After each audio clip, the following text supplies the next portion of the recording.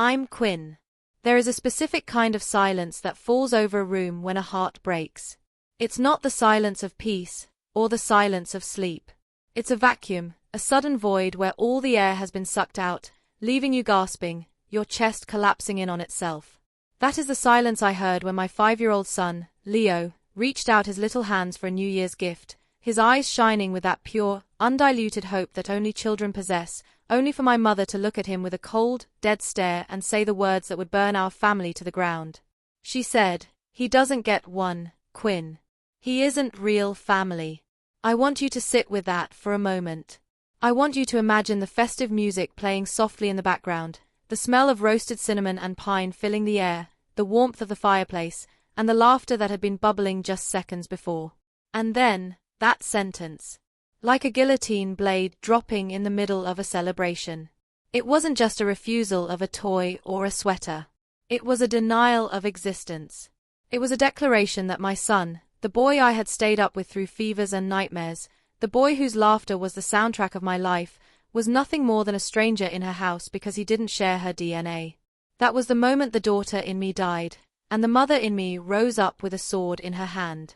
To understand why this moment shattered me so completely, you have to understand the road we traveled to get to Leo. My husband, Mark, and I didn't just decide to adopt on a whim. It wasn't a fashion statement. It was the result of 5 years of agonizing, soul-crushing infertility. 5 years of negative tests, of doctors shaking their heads, of surgeries and injections and the kind of grief that sits in your marrow and aches when it rains. Throughout that entire time, my mother, Joyce, was present. I won't say supportive, because that implies she offered comfort. She was just there. She would say things like, "Well, maybe it's for the best, Quinn. You were always too high-strung to be a mother anyway." Or she would sigh dramatically at family gatherings when my cousins paraded their babies around, looking at me with this pitiful, disappointed expression, as if my inability to conceive was a personal insult to her lineage. When Mark and I finally decided to pursue adoption, it felt like the sun breaking through a decade of storm clouds. We were happy. We were hopeful. We went through the background checks, the home studies, the endless paperwork. When we were finally matched with Leo, he was just a tiny, fragile thing, needing so much love, and we had oceans of it to give. I remember bringing him to my mother's house for the first time. I expected her to melt. Who wouldn't? He had these big, soulful eyes and a smile that could stop traffic. But Joyce just looked at him, hands clasped behind her back, and said, "He's very different, isn't he? Not exactly the continuance of the bloodline I hoped for, but I suppose he'll keep you busy." I swallowed my rage then. I told myself she just needed time. I told myself that the bond between a grandmother and a grandchild would grow organically, that biology was just a detail and love was the substance. For 3 years, I lied to myself. I ignored the way she would buy expensive, thoughtful gifts for my sister Sarah's children, my biological nieces and nephews, while Leo received generic, cheap plastic toys, usually unwrapped.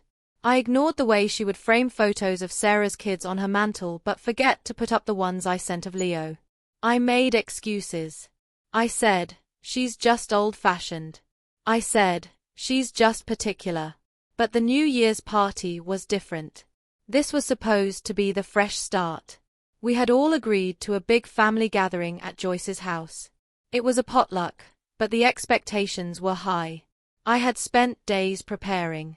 I made her favorite truffle mac and cheese, I bought expensive wine, and I dressed Leo in this adorable little velvet suit that made him look like a tiny gentleman. In the car on the way there, Leo was vibrating with excitement.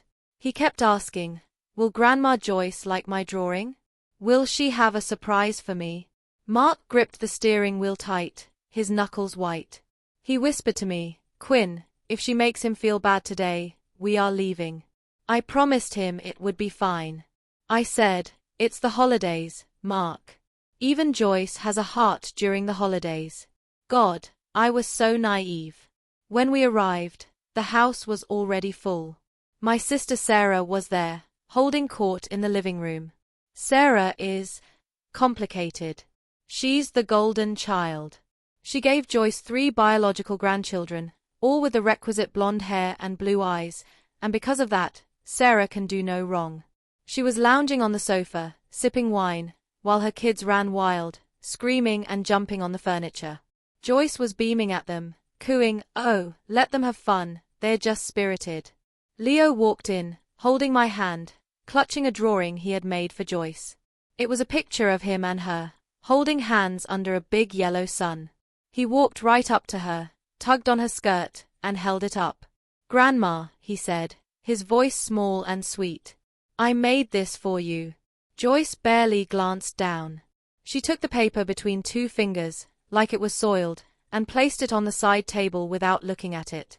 "That's nice," she said flatly. Then she immediately turned her head to Sarah's son, who was currently smashing a cracker into the carpet. "Oh, look at him. So strong. He's going to be a linebacker, just like your father was." I felt Mark stiffen beside me. I squeezed his hand, a silent plea to hold on. Just get through dinner, I thought. Just get through the gifts. Then we can go. Dinner was an exercise in exclusion. Joyce had set the table with name cards. Sarah and her husband and kids were at the main table with Joyce. Mark, Leo, and I were set at a folding card table in the corner, near the kitchen door. The overflow table, she called it. Even though there were empty seats at the main table. I tried to make a game of it for Leo. I told him we were at the VIP table where the cool kids Saturday. He ate his mashed potatoes happily, unaware that his grandmother was treating us like the help. Then came the gift exchange. This was the main event. Joyce had made a huge show of piling wrapped boxes in the center of the living room. There was a mountain of gold and silver paper. Everyone gathered around. The air was thick with anticipation. Joyce sat in her armchair like a queen holding court, handing out gifts one by one. To Sarah, she gave a designer handbag. To Sarah's husband, a set of expensive golf clubs. Then she started on the kids. Sarah's oldest son got a new gaming console. The middle daughter got a massive dollhouse. The baby got a motorized toy car. The wrapping paper was flying everywhere, squeals of delight filling the room. Leo sat on the rug, his hands in his lap, watching. He was smiling, clapping for his cousins. He was so good. He was waiting his turn.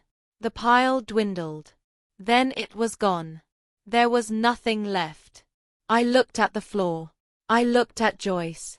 I thought maybe she had hidden Leo's gift behind her chair for a surprise reveal. Maybe it was something big, like a bike, that was in the garage. Joyce dusted her hands off, looking satisfied.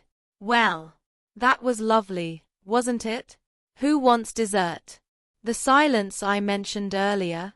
It started then. It started as a low hum in my ears. Mark spoke first. His voice was incredibly calm, which is how I knew he was about to explode.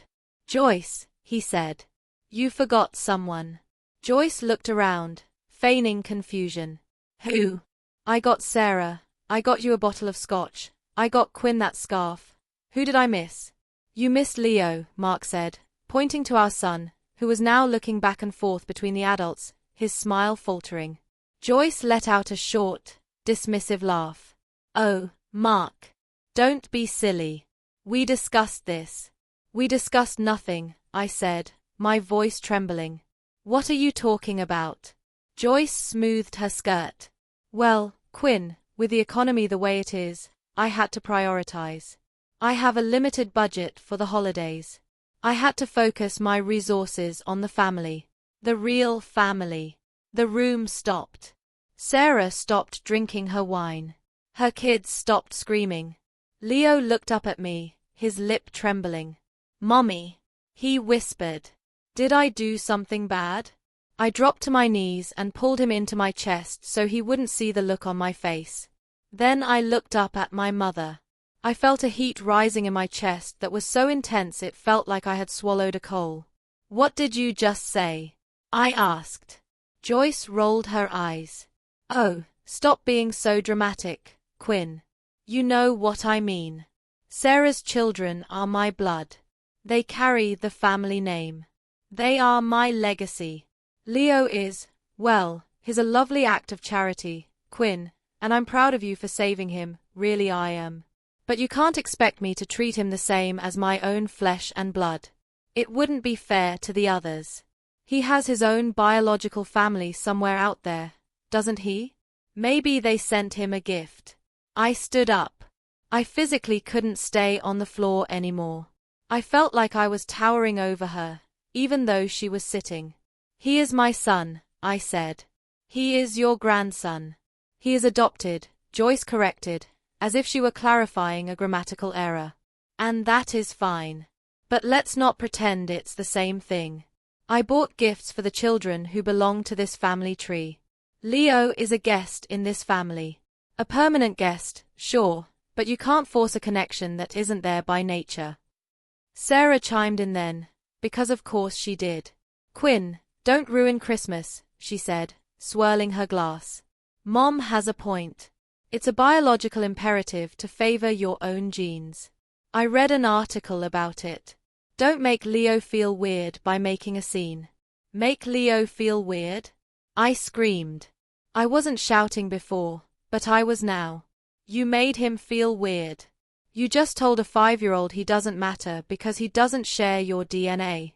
Do you have any idea how sick that is? Do you have any idea how cruel you are? Joyce stood up then, her face flushing pink. How dare you speak to me like that in my house? After I cooked this meal? After I hosted you? This is exactly why I hesitated to invite you, Quinn. You're always so emotional. You always have to make everything about you and your little project. My project. I choked out. He is a human being. He is a child. Mark had seen enough. He didn't scream. He didn't yell. He walked over to the Christmas tree, where the expensive gaming console and the designer bag were sitting. He looked at them for a second. Then he looked at Joyce. You kept the receipt for the scotch you gave me? Mark asked. Joyce blinked, confused by the sudden subject change. Yes, it's in the bag. Why? Mark reached into the gift bag, pulled out the bottle of scotch, and uncorked it. For a second, I thought he was going to drink it. Instead, he turned it upside down and poured the entire bottle onto the white carpet right in front of Joyce's feet. The amber liquid splashed and soaked into the pristine wool. Mark! Joyce shrieked. Are you insane? That's Persian wool. Mark dropped the empty bottle on the wet spot. Consider it a gift for the real family, he said. Since the carpet has been in the house longer than Leo, I assume it ranks higher in your hierarchy. He turned to me. Quinn, get the coats. We're leaving. I didn't hesitate. I grabbed Leo, who was crying now, soft confused sobs that broke my heart into a million pieces. I didn't say goodbye.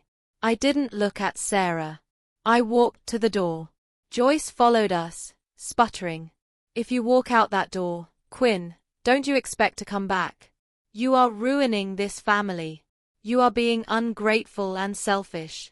Leo doesn't even understand what's happening. You are traumatizing him by reacting like this. I spun around in the doorway. The cold winter air was hitting my back, but the fire inside me was raging. He understands, Mom, I said. He understands that the people who are supposed to love him just treated him like a stray dog. And you're right. I won't come back. You want to talk about real family? Real family doesn't have conditions. Real family is love, not biology. You just lost your daughter and your grandson. I hope Sarah's kids are enough to keep you warm when you're old, because you will never see us again. We slammed the door. We got in the car.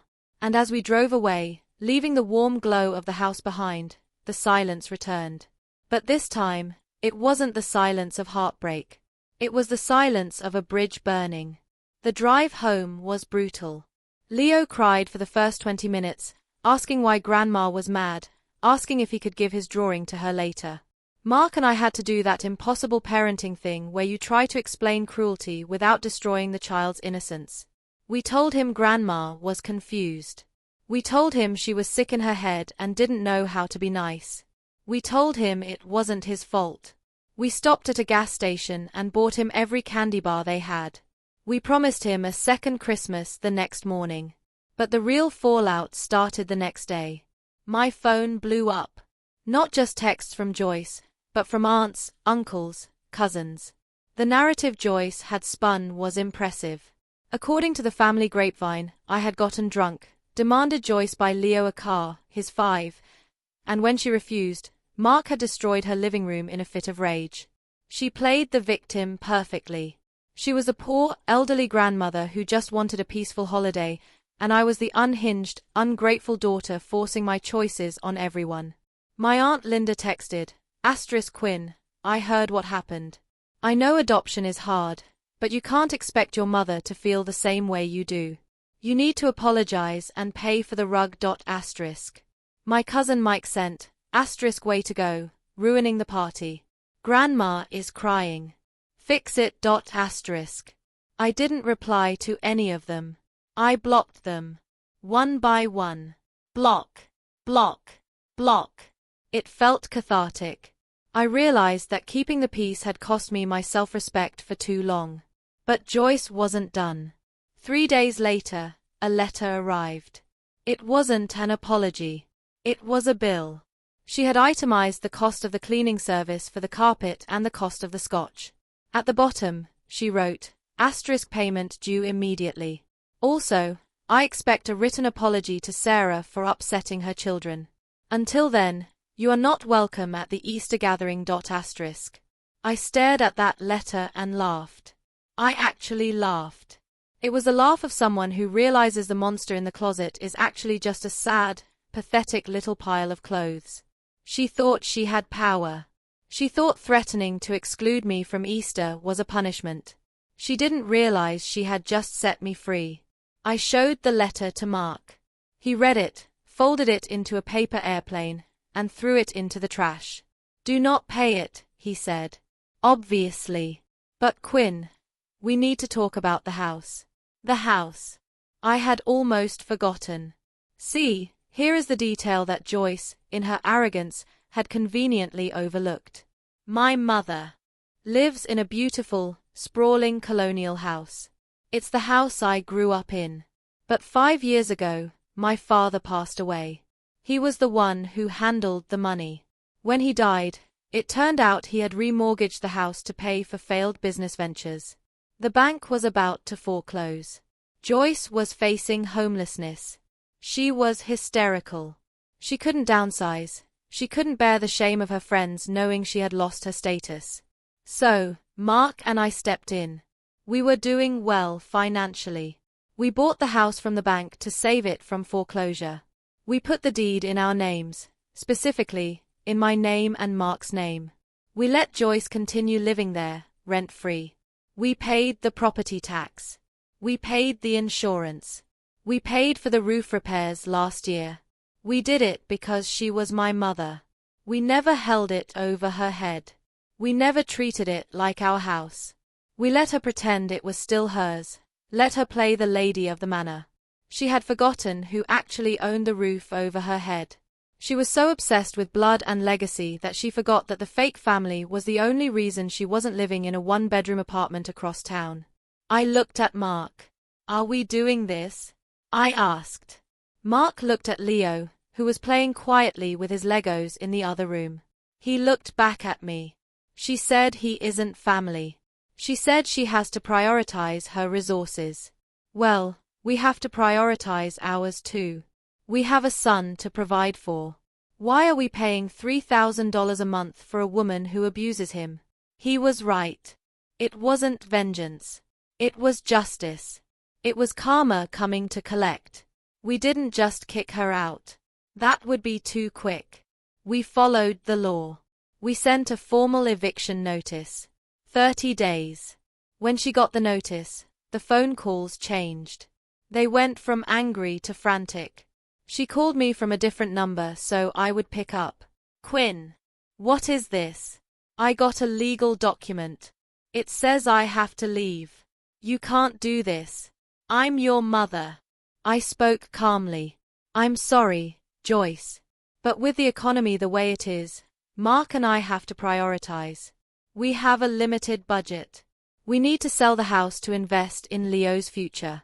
You know, since he's our real family. There was a silence on the other end. A stunned, gasping silence. But where will I go? She stammered. The market is terrible. Rents are astronomical.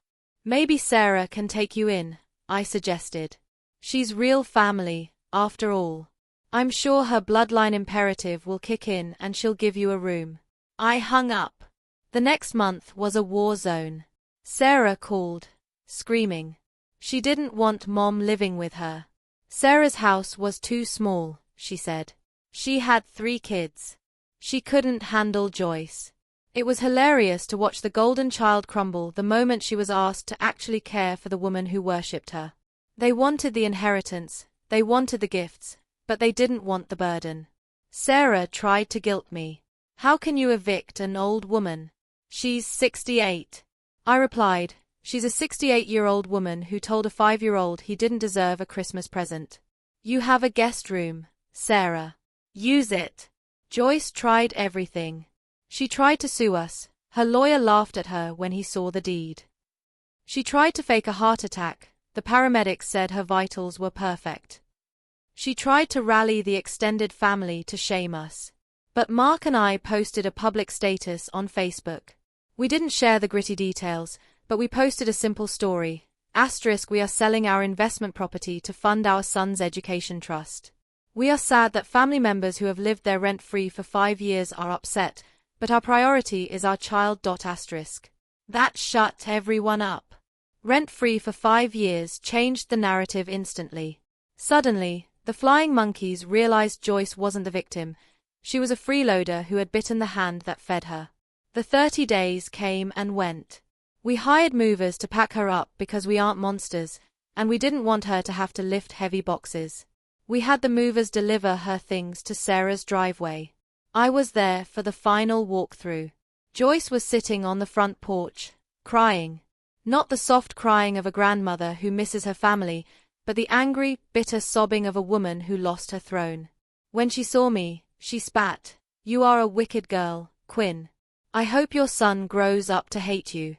I looked at her, and I felt nothing. No anger. No sadness. Just the lightness of a burden being put down. He won't, I said. Because I will never treat him the way you treated me. I will never make him feel like he has to earn his existence. I took the keys from her hand. Goodbye, Mom. I turned and walked to my car. Mark was waiting. Leo was in the back seat, singing a song about a dinosaur. I got in, and we drove away. We sold the house 2 months later. We made a significant profit. We put half of it into a college fund for Leo, a fund that will ensure he has opportunities Joyce never dreamed of. We used the rest to buy a vacation cabin by a lake, a place where we go on weekends, just the 3 of us. As for Joyce, she lived with Sarah for 3 months. It was a disaster. Sarah, the golden child, has 0 patience. They fought constantly. Sarah eventually put Joyce in a state-subsidized senior living apartment. It's small. It's drab. It's nothing like the colonial house she loved. I hear from cousins that she spends her time complaining to anyone who will listen about how her daughter stole her house. But fewer and fewer people visit her. Sarah barely goes. She says it's too depressing and her kids don't like the smell. The irony is perfect. Joyce spent her whole life worshipping blood and real family, and now, the real family has abandoned her to rot in a tiny apartment, while the fake grandson she rejected is living a life full of love, abundance, and security. Last Christmas, Leo asked about Grandma Joyce. He's 7 now. He remembers her, but the memory is fading, like a bad dream. Is Grandma Joyce coming? He asked. No, baby, I said. We're going to the cabin. Just us. He smiled. Good. I like it better when it's just us. The real family. He didn't mean it with malice. He just meant the people who love him. And that's the truth, isn't it? Family isn't whose blood you carry. It's who holds your hand when you're scared. It's who cheers for you when you succeed. It's who buys you a gift just because they want to see you smile. Joyce kept her bloodline. I kept my son. And I know, without a shadow of a doubt, that I got the better deal. Sometimes, to build the life you deserve, you have to burn the bridges to the past. And let me tell you, the light from that fire? It's warm. It's beautiful. And it's exactly what my son deserves. But the story doesn't end quite there. You see, revenge is a dish best served cold, but justice? Justice is a living, breathing thing that evolves. About 6 months after we sold the house, I ran into Sarah at the grocery store. It was one of those unavoidable small-town moments. I turned the corner into the cereal aisle, and there she was, looking hagged, tired, her roots showing, her perfect facade cracking. She saw me and froze. I considered walking away, but I didn't. I stood my ground.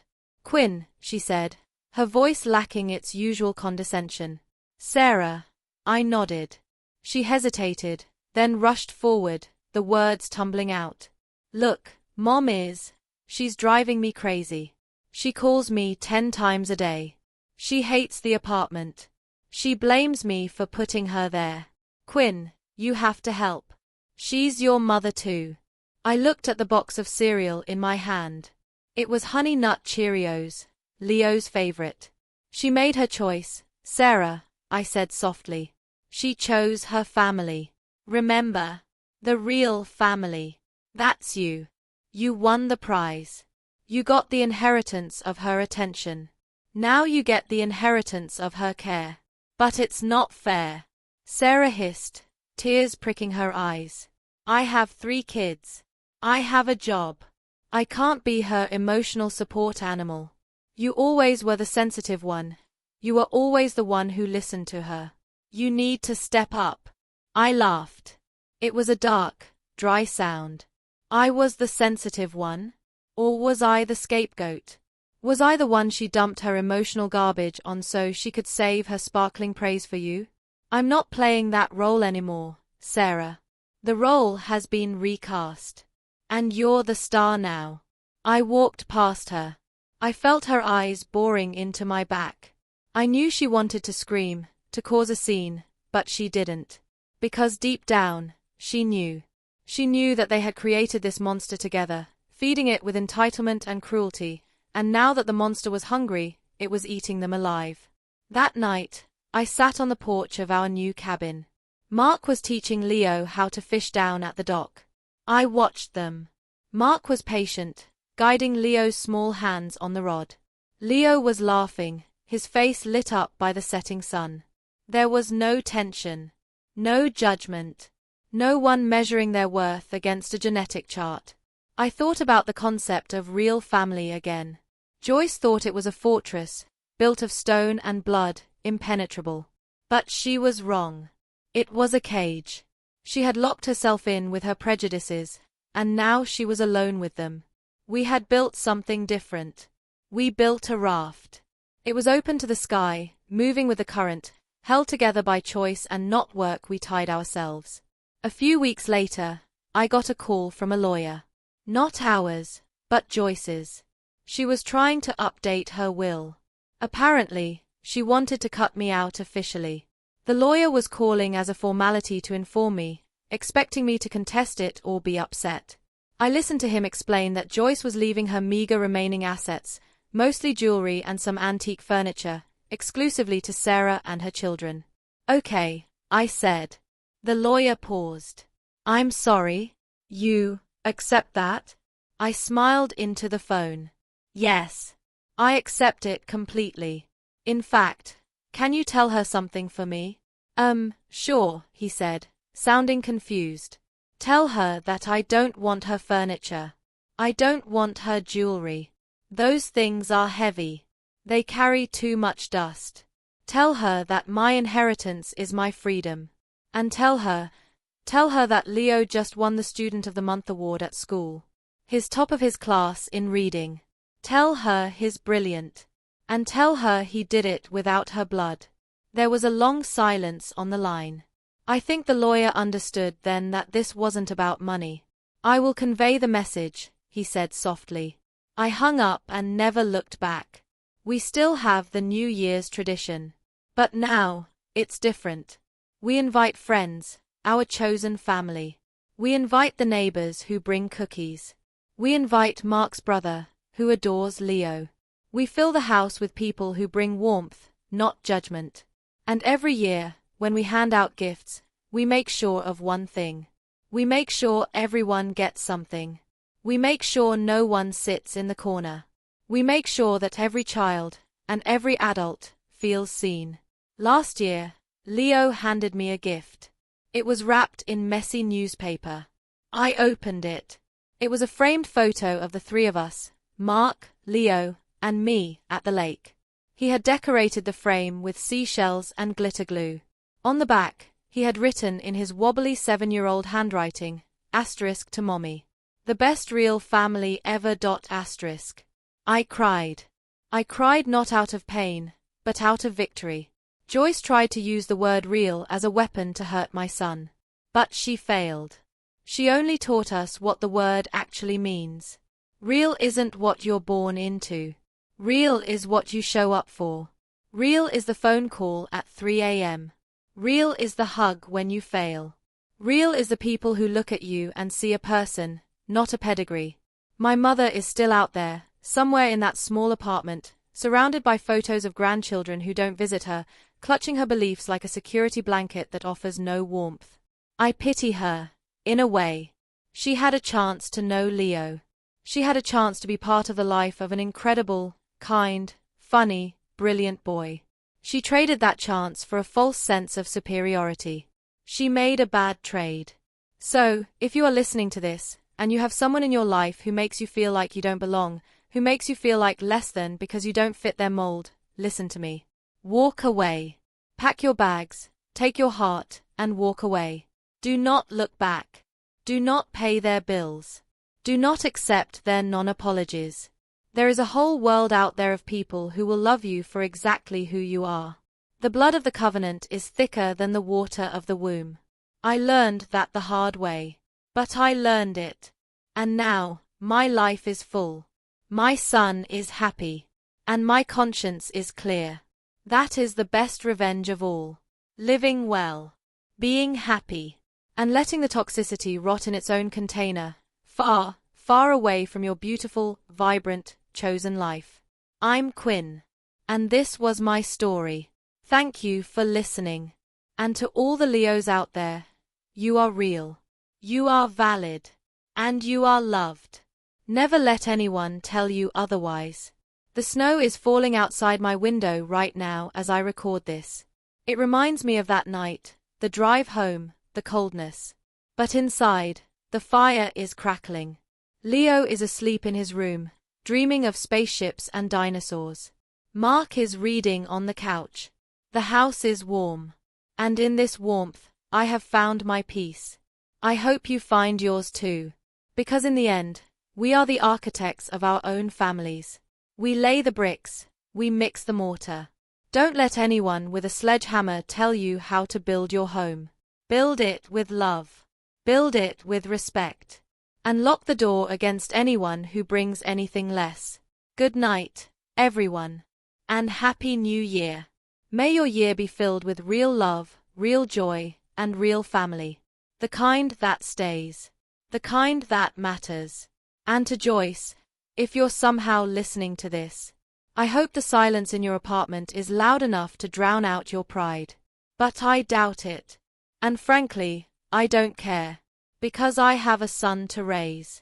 And he has a gift to open. And this time, no one is going to take it away from him. There's a postscript to this, a small ripple effect I didn't expect. About a year after everything settled, I received a letter from an unfamiliar address. No return name, just a P.O. box in a neighboring state. Inside was a card and a check. The card read, asterisk Dear Quinn, you don't know me well. I'm Joyce's cousin, Martha. We met maybe twice when you were a child. I heard through the family grapevine what happened at New Year's, and subsequently about the house. I just wanted to say, good for you. Joyce did the same thing to my brother 40 years ago.